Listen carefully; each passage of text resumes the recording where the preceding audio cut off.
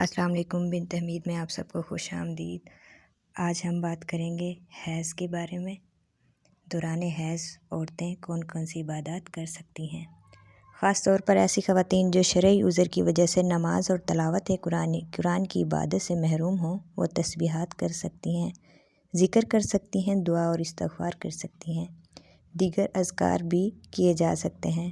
بہت سی عورتیں یہ سوال کرتی ہیں کہ پیریڈز کے دنوں میں کیا ہم درود شریف پڑھ سکتی ہیں، کیا ذکر کر سکتے ہیں، کیا تسبیح پڑھ سکتے ہیں؟ تو یہی بات اس چیز کی دلیل بن گئی کہ آپ صلی اللہ علیہ وسلم نے کیا حکم دیا خواتین کو کہ ان بچیوں کو بھی لے کر جائیں جو حیض کی حالت میں ہوں، وہ گھر نہ بیٹھی رہیں، یعنی عید کے دن وہ نکلیں، عید کا نظارہ دیکھیں اور تکبیر پڑھیں اور دعا کریں یا دعا میں شریک ہوں۔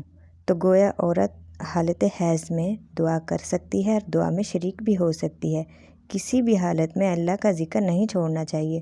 مثال کے طور پر اگر جنابت کی حالت میں کوئی شخص صبح اٹھ رہا ہے نیند سے، تو کیا وہ صبح اٹھ کر اللہ کا ذکر، اللہ کا نام نہیں لے گا؟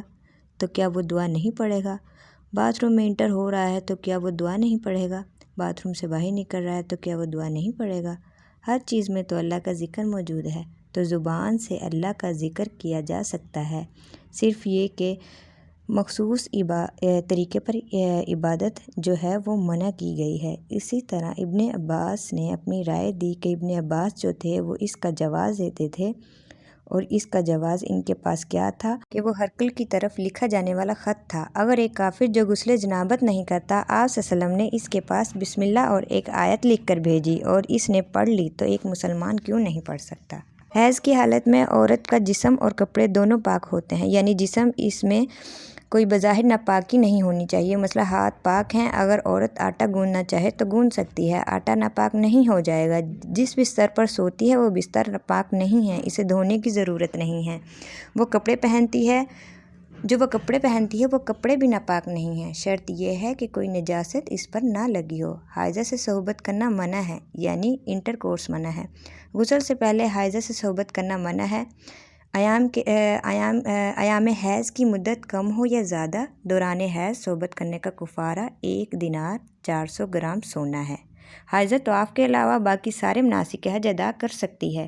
باقی مناسک حج کیا ہیں؟ یعنی احرام پہننا، عرفات جانا، منی جانا، کنکریاں مارنا، یہ تمام چیزیں درست ہیں، لیکن طواف نہیں ہو سکتا۔ حائضہ نہ نماز پڑھ سکتی ہے، نہ روزہ رکھ سکتی ہے۔ اب کتنی چیزیں منع ہو گئی ہیں؟ طواف، نماز، روزہ۔ حیض شروع ہوتے ہی روزہ ختم ہو جاتا ہے، خواہ سورج غروب ہونے سے ایک لمحہ ہی پہلے کیوں نہ آئے۔ حیض کی وجہ سے روزہ ختم ہونے کے بعد کھانا پینا جائز ہے، البتہ روزے کی قضا ضروری ہے۔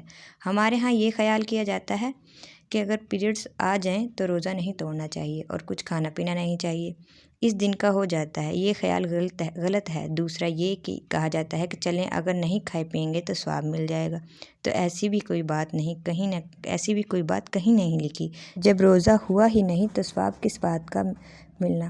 ناپاک حالت میں روزہ رکھنے کا یہ ثواب ہے یا الٹا گناہ؟ جب روزہ ہوا ہی نہیں تو اپنے اوپر کھانا پینا کیوں حرام کر لیا ہے؟ یہ سب دین میں خود ساختہ باتیں ہیں۔ اللہ آپ کو اور مجھے ان سب چیزوں سے بچائے۔ امید کرتی ہوں ویڈیو پسند آئی ہوگی، آپ ان باتوں کا خیال رکھیں گے اور ان پر عمل پیرا ہوں گے۔ ویڈیو کو لائک اور چینل کو سبسکرائب ضرور کر دیجیے تاکہ نیکسٹ ویڈیو کی نوٹیفیکیشن آپ کو ملتی رہے۔ جزاک اللہ۔